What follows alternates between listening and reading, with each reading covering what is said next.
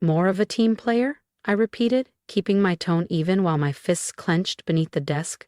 My boss, Raymond Torres, leaned back in his ergonomic swivel chair, that irritatingly confident grin never leaving his face. Look, Natalie, you're a powerhouse, no one's questioning that, he said. But Brianna, she lights up the room. She knows how to make people feel comfortable. She's just easier to work with. Too focused on performance. That was the verdict, not my lack of results, not a missing skill set, just that I didn't make enough small talk in the break room. I'd been with Phoenix Analytics for 6 years. I was 29 when I joined, fresh out of grad school and eager to prove myself. Now, at 35, I'd become the backbone of our New York office, landing multi-million-dollar contracts, optimizing the firm's internal systems, and cutting costs by over 30%. And yet, here I was, bypassed for a promotion in favor of someone who showed up late and left early, but laughed loudly at every executive joke.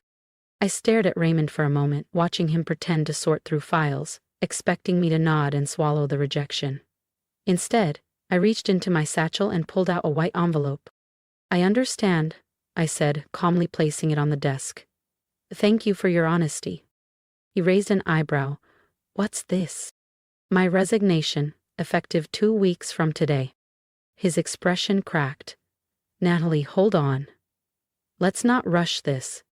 It's not rushed, I interrupted, cool and composed. You are right. I am focused on results. That's why I'm leaving. What Raymond didn't know, what no one in that office had cared to notice, was that while I was pushing the firm's numbers up, I was also building something of my own. A consulting agency, fully funded, fully operational, and already profitable. I wasn't walking away in defeat. I was stepping into ownership. If you felt every word like it was your own story, don't forget to subscribe and follow along, because what Natalie does next will prove that walking away isn't giving up. It's leveling up. Something that would make Raymond's promotion decision look like the joke it truly was. As I walked out of his office, I felt every pair of eyes in the Manhattan office follow me. Word spread fast on the 18th floor of Phoenix Analytics, and I could already imagine Brianna mentally picking out throw pillows for my cubicle. Still, I held my head high, returning to my desk with calm precision. Because I knew something they didn't. Inside my resignation envelope was a second document. One that would make Raymond choke on his morning espresso. The next 2 weeks were everything you'd expect, and then some. Brianna strutted through the office like she was born to lead, fake laughing louder than ever, making rounds to flaunt her new title. One morning she perched herself dramatically on the corner of my desk. Natalie, I hope you're not upset. I mean, I know how hard you worked for that promotion. I looked up from my screen, calmly finishing my download of every report, metric, and performance audit I'd authored over the past 3 years. Not to steal, my standards were too high for that, but to document what I'd actually built. Here. No hard feelings at all, Brianna. You'll be amazing, I'm sure. She smiled, already believing she'd won. But what she didn't know was that the results everyone praised me for had never come from company resources alone. 3 years ago, I began developing a new project management system out of frustration, really. It started as a personal tool, but it grew into a data-driven powerhouse. I had already filed for a patent 6 months ago. The approval? It had come just last week, and in that second page of my resignation letter, I'd outlined exactly how many millions in client retention and efficiency gains it had brought the company. A week later, an email hit my inbox. Robert Kim, CEO of Solstice Tech, our fiercest competitor. He'd heard I was leaving. Our coffee meeting turned into a strategy session. He wasn't offering me just a job. He offered a partnership, full creative control, and equity. He slid a contract across the table. We've been waiting for someone like you, he said. Someone who knows that results matter. As I signed, I knew this was what real recognition felt like. On my final day at Phoenix Analytics, just as I turned in my security badge, Raymond called me into his office one last time. The smug confidence that had defined him was gone, replaced by a tight-lipped expression that bordered on panic. Natalie, we need to talk about this report you included in your resignation, he said, waving the stapled pages in the air with hands that were visibly trembling. Why didn't you ever tell us about this system? I took a seat across from him, calmly smoothing out the sleeve of my blazer. I tried, Raymond, 3 times actually. I requested meetings to discuss a rollout plan for improved efficiency protocols. You said, and I quote, "We're focusing on building a friendlier team dynamic." He looked down, flipping through the report again, his face growing paler with every page. But this is game-changing. The cost savings, the automation models, the client satisfaction metrics, and you already patented it? I nodded. 6 months ago. And I've accepted a leadership offer from Solstice Tech. They're looking forward to implementing it across their global operations. Raymond slumped into his chair, deflated. Solstice Tech? Natalie, no, you can't. That's our top competitor. What about loyalty? Loyalty? I laughed softly. You mean the kind you showed me when you handed my promotion to someone who couldn't deliver a weekly report on time? I stood, letting my voice remain calm but cold. The kind of loyalty you showed when you dismissed my proposals because I wasn't loud enough in meetings, or because I didn't fetch coffee during brainstorms? He opened his mouth to object, but I cut him off. If you'd looked past your bias, if you'd actually paid attention to my results instead of who was laughing at your jokes, this would have ended very differently. We'll match Solstice's offer, he blurted. We'll promote you to senior director. Just stay. I shook my head. It's not about the title. It's about respect. It's about being seen. As I walked out of his office for the last time, I heard him scrambling to call upper management, no doubt trying to figure out how to contain the damage. But it was too late. The patent was mine, the contract was signed. And as for Brianna, well, she was about to find out that taking credit is easy. Delivering results, not so much. That evening, while boxing up my things, I found a sticky note left on my monitor. Sorry to see you go, keep in touch. Brianna. I smiled, crumpled it, and tossed it in the trash without a second thought. Oh, Brianna would be hearing my name again, the whole industry would. My first day at Solstice Tech felt like stepping onto a different planet. No cramped cubicle, no flickering fluorescent lights. Instead, a corner office with sweeping views of the Hudson River, and a glass nameplate on the door that read, Natalie Reyes, Director of Operational Strategy and Innovation. But the real shift wasn't in the title or the view, it was in how I was treated. Robert Kim, Solstice's CEO, called a full staff meeting to introduce me. But it wasn't some stiff announcement. He told my story, highlighted my innovations, praised my data-driven systems, and made it crystal clear I wasn't there to blend in. Natalie isn't just joining us, Robert said as the entire conference room quieted. She's bringing a game-changing methodology that's already proven to save time, reduce costs, and drive client loyalty. She has my full trust, and she'll have yours too. The contrast to Phoenix Analytics was staggering. There, I was the ghost who saved everyone's numbers. Here, I was the architect of something better, and I was finally seen. But the real victory came 3 months later. I was in the middle of a strategy workshop when my phone buzzed, a text from David Tran, one of the few colleagues I actually respected back at Phoenix. You might want to check the business wires. Something huge just dropped about Phoenix Analytics. I excused myself, walked to my office, and opened my laptop. The top headline made my breath hitch. Phoenix Analytics faces 30% client loss after Q2 collapse. The article was brutal. Delayed projects, over-budget launches, 3 of their biggest clients gone. Their operational metrics had tanked, and their internal systems were described as fractured and outdated. But one quote stood out. From one of my former clients. The level of service has nosedived, said Thomas Kwan, CEO of Terra Nova. We used to trust Phoenix with high-volume rollouts. Now, we can't even get basic timelines honored. It's like they've lost the backbone of their operations. I smiled. They had because I was that backbone. The structure they took for granted was the one I spent 5 years quietly refining. The one Brianna had no clue how to maintain. Another buzz, a second text from David. Brianna's having a meltdown in the break room. I leaned back in my chair, sunlight pouring in through my window. I didn't need revenge. I had results. If you've ever been underestimated, overlooked, or outshined by someone who didn't earn it, subscribe to the channel, because Natalie's rise is just beginning, and what happens next will leave the whole industry talking. She's drowning, and Raymond's finally catching on that Brianna has no clue how to keep anything afloat. I set my phone down, the corners of my mouth twitching with irony. Brianna had spent 2 years polishing her image, parroting other people's ideas, and smiling her way through meetings. But now, she had to deliver, alone. And Raymond, who had gambled on charisma over competence, was watching the consequences play out in real time. Meanwhile, I had far more important things on my plate. At Solstice Tech, the system I built wasn't just working, it was transforming everything.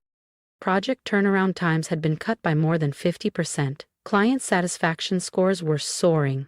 Our internal efficiency metrics, the highest in company history. Robert had already greenlit my plan to expand the system company-wide, and negotiations were underway with 3 major firms interested in licensing the platform. One crisp Thursday morning, 6 months after I'd left Phoenix Analytics, I walked into my office to find Robert standing beside my desk, newspaper in hand. "Have you seen this?" he asked, holding it up. The front page headline read, "Phoenix Analytics faces full restructure amid talent exodus and system failure." I took the paper and nodded. I saw the announcement. They're tearing the place apart. "The board finally realized how badly they mismanaged their talent," Robert said. "They tried to rebuild your system internally. But they didn't understand the architecture," I finished, already knowing where this was going. "They thought it was just a tool, but it was the thinking behind it that made it work." Robert smiled, the kind of smile that tells you he sees the long game. "Which is why the board unanimously approved your promotion," he said. "Starting next week, you'll be our Executive Vice President of Strategic Innovation. They've seen the impact you've made. They want you driving the future." Warmth bloomed in my chest. This was what it meant to be recognized, not for appearances, but for actual contribution, for vision, for value. That afternoon, as the sun dipped low over the city, an unexpected email popped into my inbox. From Raymond Torres. Subject: Apology. "Natalie, I hope this message finds you well. I'm sure you've heard what's happened at Phoenix. I wanted to say I was wrong. Not seeing your value was the biggest mistake of my career. Your system was the backbone. We didn't realize it until it collapsed without you.